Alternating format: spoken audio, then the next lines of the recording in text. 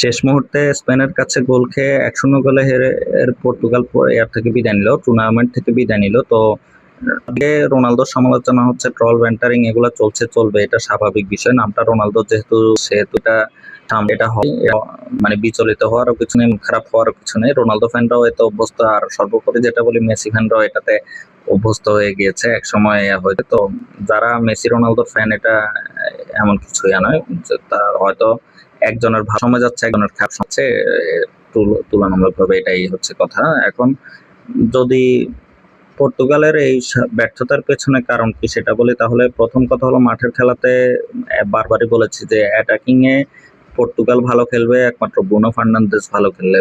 যেটা Bruno Fernandes তার এই অনুসারে সে কিছুই খেলতে পারেনি, তার যে ক্যালিবার সেটা অনুসারে সে আসলে ছিটে ফোটাও খেলতে পারেনি। চান্স ক্রিয়েশন থেকে শুরু করে সবকিছুতেই আসলে সে নামের প্রতি কোনো সুবিচারই করতে পারেনি। এটার ফলটা পর্তুগাল হাতে নাতেই পেল শেষ পর্যন্ত। আর পর্তুগালকে নিয়ে প্রথম ম্যাচের পরে আমি একটা পোস্ট করেছিলাম যে প্রথম ম্যাচ দেখে বিবেচনা করা বা কোনো মতামত দেওয়া কঠিন বিষয়, কিন্তু পর্তুগালের যে খেলার ধরন এটা না বদলালে পর্তুগাল কোয়ার্টার পর্যন্ত গেলে সেটাকে সেরা সাফল্য বলা যায়। তো সেটাই হলো, পর্তুগাল আসলে কোয়ার্টার পর্যন্ত যেতে পারেনি, আর তারা কিন্তু গ্রুপ চ্যাম্পিয়ন হতে পারেনি। প্রথম ম্যাচে হোঁচট খেতেই পারে, কিন্তু তারপরও তারা কিন্তু গ্রুপ চ্যাম্পিয়ন হতে পারেনি। এরপর যার ফলশ্রুতিতে দ্বিতীয় পর্বে ক্রোয়েশিয়াকে পাওয়ার পর তৃতীয় পর্বে এসে রাউন্ড অফ 16 এসে স্পেনের মুখোমুখি হলো। তো স্পেনের মুখোমুখি হয়েছিল, আমি তারপর আশা করেছিলাম যে পর্তুগাল হয়তো স্পেনকে যদি চ্যালেঞ্জ জানাতে পারে তাহলে স্পেনকে হারানো সম্ভব, কিন্তু সম্ভব হয়নি আসলে পর্তুগালের নিজের কারণেই। যতটা না স্পেনের ভালো খেলার দায়া ভালো খেলার কারণে এটা হয়েছে, পর্তুগাল হেরেছে, তার চেয়ে বেশি আমার মনে হয় যে পর্তুগাল নিজের দোষেই হেরেছে। পর্তুগালের প্লেয়ারদের যে ব্যাক পাস খেলার প্রবণতা, সামনে প্রোগ্রেসিভ পাস খেলার অভাব, যে প্রবণতার যে অভাব সেটা মাঠে দেখা গিয়েছে, যার কারণে তাদের ফুটবলটাই বোরিং হয়ে উঠেছিল। আর তাদের যে খেলার ধরন তাতে মনে হচ্ছিল যে তারা একটু সেট পিস কাজে লাগানোর চেষ্টা করছিল, সেট পিস এবং ক্রস কাজে লাগানোর চেষ্টা করেছে, কিন্তু তাদের যে ক্রস গুলো এগুলো কিন্তু আপ টু দ্য মার্ক একটা ক্রসও ছিল না, না বলা চলে।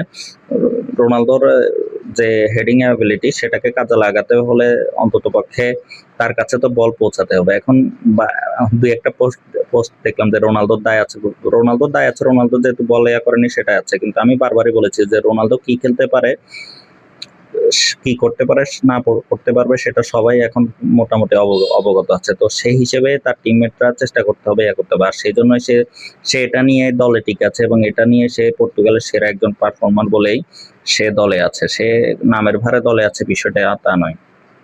এখন তার সতীর্থরা তাকে যদি পর্যাপ্ত সাপোর্ট দেওয়ার পর যদি সে খারাপ করতো তাহলে আমি তাকে পূর্ণভাবে দোষারোপ করতাম। সেটা যেহেতু হচ্ছে না, আমার দিক থেকে আমি রোনালদোকে এটা দোষারোপ করবো না।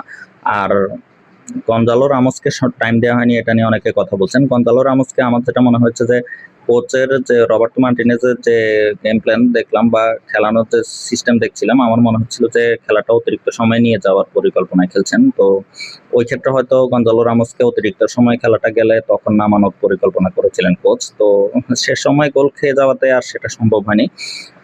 এখন আসলে রবার্টো মার্টিনেজের যে বুঝলাম না, মানে তিনি কিভাবে করলেন এই মুখস্থ ট্যাকটিক্সে খেলিয়ে আসলে সাফল্য বের করে আনা কঠিন। এটা উন্নতি করতে পারেননি, নিজের ধ্যান ধারণা পরিবর্তন করেননি, সেটার ফলও পেল। এখন তিনি পদত্যাগ করেছেন, যেটা দেখছি যে জর্জের জেসুসকে কোচ করা হচ্ছে, এরকম একটা নিউজ দেখলাম। এখনো সত্যতা জানি না, কিন্তু এটা হলে বলবো যে পর্তুগালের জন্য এটা ভালো হবে বলে আমার মনে হয় না। কারণ পর্তুগালের দরকার হচ্ছে এনার্জেটিক এবং নতুন চিন্তা ভাবনা নিয়ে আসতে পারবেন এইরকম একজন কোচ দরকার। মানে তুলনামূলকভাবে একটু কম বয়সী কোনো কোচ থাকলে তার হাতে দায়িত্ব দেওয়া দরকার। তো যাই হোক, দেখা যাক কি করে না করে। পর্তুগাল এই ম্যাচের মাধ্যমে রোনালদোর বিশ্বকাপ যাত্রা শেষ হয়েছে এটা বলাই যায়, কারণ 30 বিশ্বকাপ পর্যন্ত রোনালদোর বয়স হবে 45। তো 45 বছর বয়সী একজন 30 সালের বিশ্বকাপে খেলবেন, এটা অবিশ্বাস্য বলেই আমার মনে হয়। তো দেখা যাক হয়, খুব শীঘ্রই হয়তো রোনালদো অবসর নিয়ে নেবেন ন্যাশনাল থেকে, যদিও এখনই অবসর নিচ্ছেন না বলেছেন, এরপর কিন্তু এখনই না নিলেও খুব শীঘ্রই নেবেন বলেই আমার ধারণা। এখন দেখা যাক তো কি হয় না হয়। তো সেই পর্যন্ত থাকুন, বিশ্বকাপ উপভোগ করতে থাকুন সবাই, আর আমার দ্য স্পোর্টস ক্লাব ইউটিউব চ্যানেলের সাথে থাকুন। এতে কমেন্টে দেওয়া লিঙ্কে ক্লিক করে লাইক ও সাবস্ক্রাইব করে পাশে থাকুন, তাহলে আমার ভিডিওগুলো নিয়মিত দেখতে পাবেন। ধন্যবাদ সবাইকে।